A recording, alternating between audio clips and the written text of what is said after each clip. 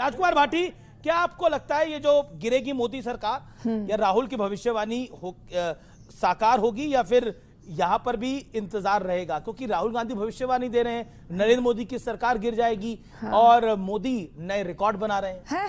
देखिए, सरकार तो सबकी बदलती है, कोई सरकार हमेशा नहीं रहती, तो सही ये बात सोचना ही बेकार है कि सरकार नहीं बदली जाएगी, वो तो बदली जाएगी।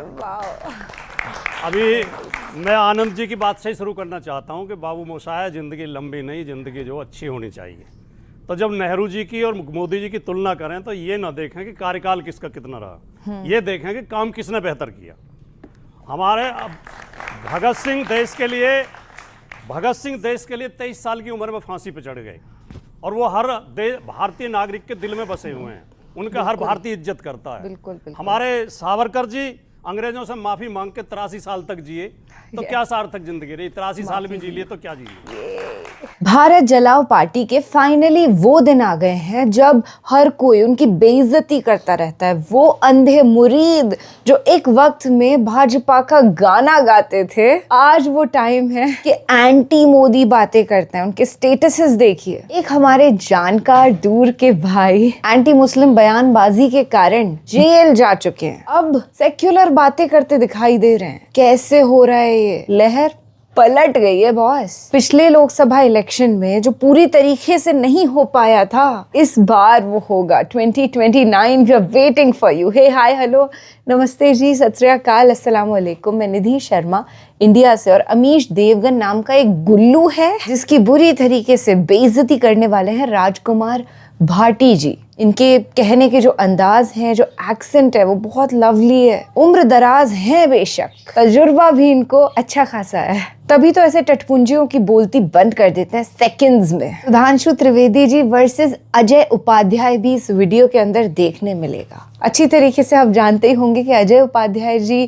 फैक्ट्स की बातें करते हैं, पढ़े लिखे हैं सच में, सुधांशु की तरह फर्जी नहीं है। चलिए लेट्स एक्सपोज बीजेपी। और इस वीडियो के अंदर ना वो माहौल आपको दिखेगा, जनता के अंदर भी वो आक्रोश दिखेगा कि भारत झुट्टा पार्टी एक दिन गायब हो जाने वाली है, इस देश से उसका नामो निशान मिटने वाला है। नेहरू जी ने जब देश संभाला था, पहला बजट हमें पता कितने का था? मात्र 197 करोड़।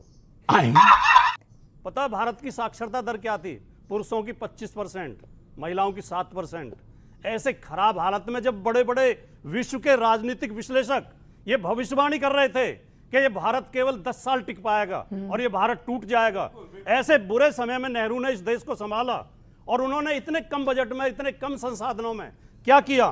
भारत को IIT दिए, IIM दिए, भारत को एम्स जैसा संस्थान दिया, बेल दिया, भेल दिया, निर्गुट सम्मेलन जैसी अंतरराष्ट्रीय संस्था का नेतृत्व किया, और डिस्कवरी ऑफ इंडिया जैसी किताब उसको विद्वता का प्रचारक है। और उनकी विशाल हृदयता यह थी कि उन्होंने अपनी पूरी प्रॉपर्टी देश को दान कर दी। जो इलाहाबाद का आनंद भवन था वो देश को दे दिया, और खुद सरकारी भवन में रहने लगे। तो नेहरू का क्या मुकाबला कर सकते हैं? उनकी देशभक्ति ये थी कि वो 11 साल देश जेलों में रहे अंग्रेजों के खिलाफ लड़ते हुए। तो नेहरू जी की विशाल हृदयता ये थी, और नेहरू जी की योग्यता ये थी। चलिए, नेहरू जी तो बहुत बड़े थे। आज के युग में मोदी जी के मुकाबले विपक्ष का कौन सा नेता है? अखिलेश जी बेटर है या राहुल जी बेटर है? जी, अखिलेश जी बेटर है या राहुल जी बेटर है? दोनों ही ममता दीदी पर आपका दाव? दोनों ही बेहतर है, दोनों एक दूसरे से बेहतर हैं, दोनों ही एक दूसरे से अच्छे हैं। नहीं, एक चूज करना है ना। हाँ, दोनों नेता तो एक ही हो सकता है। अब मोदी है तो मोदी नेता है ना, अमित शाह नेता नहीं है ना। सामूहिक नेतृत्व भी होता है, सामूहिक नेतृत्व, जैसे देवेगौड़ा जी के समय था, जैसे इंद्र कुमार गुजराल जी के समय था, सामूहिक नेतृत्व। हाँ, सामूहिक नेतृत्व था, बिल्कुल था। मिल गया जवाब देता हूं। नेहरू जी जेल में रहे, जलवाए जलाल से रहे, अहमदनगर फोर्ट में रहे, जहां पर कि खाना बनाने के लिए खानसामा भी था, प्रेस करने के लिए धोबी भी था, किताब लिखने के लिए असिस्टेंट भी था, और तो और वॉलीबॉल और बैडमिंटन कोर्ट खेलने के लिए भी था। ये सब लिखा हुआ है। और जेल में रहते हुए कितनी सारी किताबें लिख डाली उन्होंने, बड़े से बड़े वो हो गए। और जेल में रहते हुए भी बड़े जलवाए जलाल के साथ, अंग्रेज अफसरों के साथ मिलना जुलना सब कुछ चलता रहता था। ऐसी जेल भगवान सभी को नसीब करे तो समझ में आए। सुधांशु जी ने कुछ उपलब्धियां भी गिनवाई, मोबाइल में, ऑटोमोबाइल में, डिजिटल में। आप मुझे बता दें, हमारा कौन सा मोबाइल है जो देश में बन रहा है? हम जापान के और उसके आईफोन तक भारत में बन रहा है, कोरिया के मोबाइल बना रहे हैं, जापान के कोरिया के मोबाइल असेंबल कर रहे हैं हम, अमेरिका के, चाइना के। मोबाइल पहले क्या असेंबल कर कर रहे रहे थे? पहले तो वो भी नहीं हैं। कर हमारा रहे थे। कौन सा डिजिटल हाँ, वो नहीं थे। प्लेटफॉर्म बात सही है? है। क्या व्हाट्सएप हमने बनाया है? क्या फेसबुक हमने बनाई है? UPI क्या या हमारा क्या भाई एक्स दुनिया हमने का सबसे बनाया बड़ा है? Digital platform. तो सरासर झूठ बोल- हम पता ही नहीं यार, केवल कुछ भी बोलते हम चले ये जाते कह हैं। सकते हैं UPI वीजा को आप तो छोड़कर ऐसे बीच में 2025 में दुनिया का आप तो- सबसे बड़ा डिजिटल ट्रांजैक्शन आप तो ऐसे बीच में बोलते नहीं That is हैं। total नहीं, आप तो 3 मिनट हो गए। झूठ बोल रहे आप तो भाई। बीच में अच्छा मैं झूठ बोल रहा हूँ। फेसबुक हमारी है, इंडिया की है। एक्स इंडिया का है। व्हाट्सएप इंडिया का है। यहूदियों का बताओ है। बताओ सब बताओ यहूदियों बताओ। का है। नहीं नहीं, किसी का भी हो, यहूदियों का हमारा है। तो नहीं है। यहूदियों का क्यों है। नहीं है? मैं बताऊं लेकिन क्यों ये- नहीं है। हमको नहीं पता। यानी आप अपनी सरकार में नहीं, मैं जो पूछूं, सरकार मैं अजय पूछूं। अजय उपाध्याय अरे की थी मैं उस पूछूं। पे सवाल खड़ा कर रहे हैं कि आपने क्या करा। यूट्यूब कब से है? यूट्यूब कब से है? और एक इंटरेस्टिंग बात, राजकुमार भाटी ने बातों बातों में बोला जिस सरकार को ये समर्थन दे रहे थे आपने उसी सरकार पे सवाल खड़ा कर दिया। आपने इनकी उपलब्धियों के मतलब खोखलेपन पे सवाल खड़ा कर रहा हूं। यूपीआई है इनकी क्या उपलब्धि। दूसरों की उपलब्धियों को अपनी मत गिनवाइए। ठीक है। काली टोपी आरएसएस वाले पहनते हैं, क्या ये इंडियन टोपी है? ये जो परिणाम करते हैं क्या ये इंडियन परिणाम है? ये इटली का परिणाम नहीं है? ये इटली का क्यों परिणाम- दुनिया को बेवकूफ बना? अरे भैया, इटली सब वाले तो जानते इधर हैं। खड़े हैं। ये परिणाम इटली का परिणाम है। वाह भारतीय भैया। परिणाम तो ये है। भारतीय परिणाम तो ये है। अच्छा सुनिए, और ए भाई साहब, ए जरा बताओ, ये वाला बताओ, प्रणाम बताओ, क्या है? बताओ।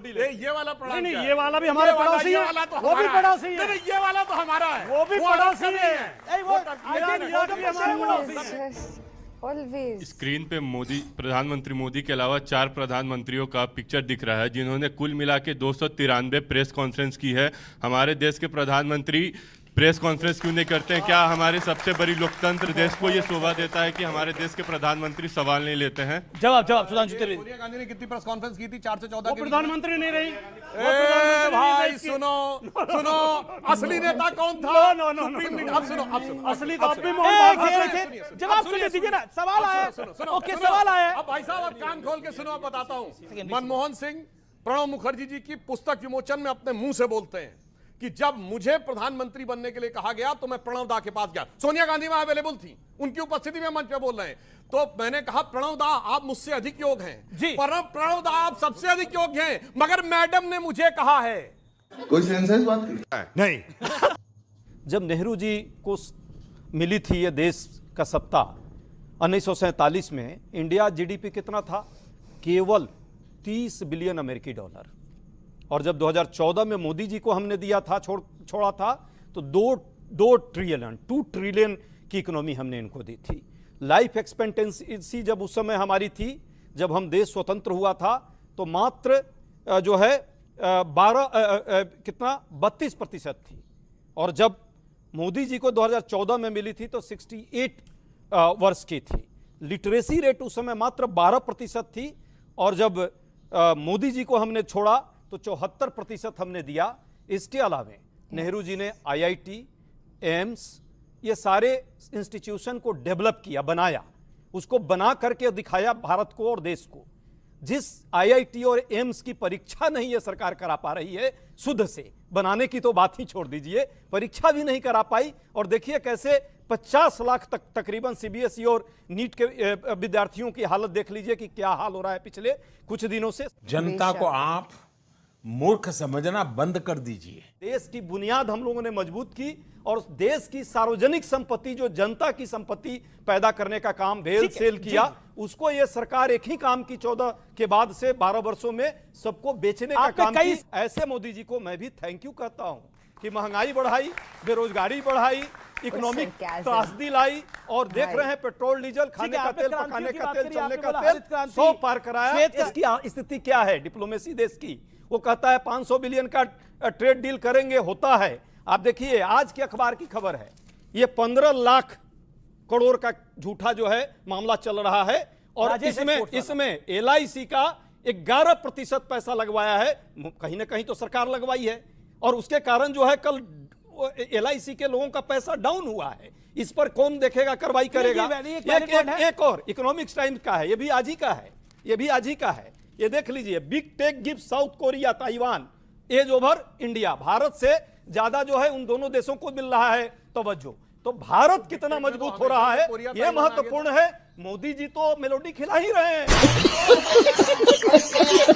तो पहले 15-20 साल में कांग्रेस के अध्यक्ष कौन थे? अल्फ्रेड रोज, विलियम वेडनबर्न, जॉर्ज यूल। और 1910 में जिस साल सावरकर को 2 जन का कारावास दिया गया। उस साल कांग्रेस का अध्यक्ष विलियम वेडनबर्न था, जो सेक्रेटरी ब्रिटिश सरकार का और लेबर का एमपी था। गजब की लड़ाई लड़ रहे थे। अंग्रेजों के सांसद और सेक्रेटरी के कदमों तले बैठे हुए थे और लड़ाई लड़ रहे थे। अब सर अपने टर्न पे बोलिए, आप सुनिए। उसी कांग्रेस में हेडगेवार साहब थे जो आरएसएस का स्थापना अरे भाई किया। सुनिए, और मैं एक और बात कहता हूं, 1931 में गांधी इम्पैक्ट हुआ और 1931 के बाद 1947 तक 16 साल में विद एन एक्सेप्शन ऑफ 42 एक आंदोलन। बताओ किस तरह से पीएम मोदी का बढ़ता कद है, उसके सामने विपक्ष में कौन है? क्योंकि अब तो इंडिया अलायंस भी एकजुट नहीं है।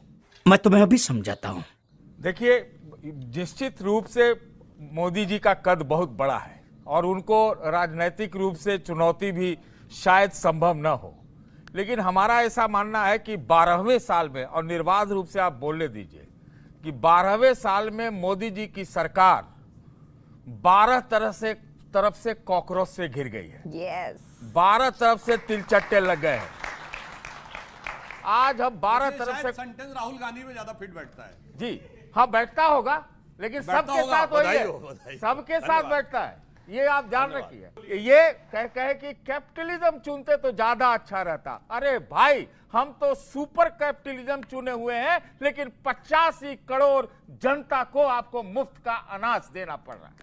इतना छोटा पहले कभी नहीं हुआ हो। आप अर्थव्यवस्था कहते हैं, मैं इसको अनर्थ व्यवस्था कहता हूं। ये बेरोजगार व्यवस्था है। आज जो बेरोजगारी की पूरे देश में एक इमरजेंसी जैसी हालत है, बेरोजगारी की इमरजेंसी जैसी हालत। नई टेक्नोलॉजी आप एक करेंगे, आपको सब कोट करके देंगे। आप लोग का इलाज है मेरे पास। सुनिए, अरे नए ये लोग बात करते हैं टेक्नोलॉजी। मैं आपको एक यहाँ पर डेटा देता हूँ। नए टेक्नोलॉजी में दुनिया में क्या है? एआई है, सेमीकंडक्टर है, भाई टेक्नोलॉजी का इंफ्रास्ट्रक्चर है, ये आदि रेयर अर्थ का भी एक उसमें एलिमेंट आता है। 135 ट्रिलियन की अर्थव्यवस्था है पूरे दुनिया में। उसमें भारत का कंट्रीब्यूशन। ठीक है, ओके आनंद रंगनाथ। लड़ाई के बाद देश की स्थिति थोड़ी डगमगा जाए तो इतनी खुशी तो पाकिस्तानियों को भी नहीं होती जितनी इनको हो रही है।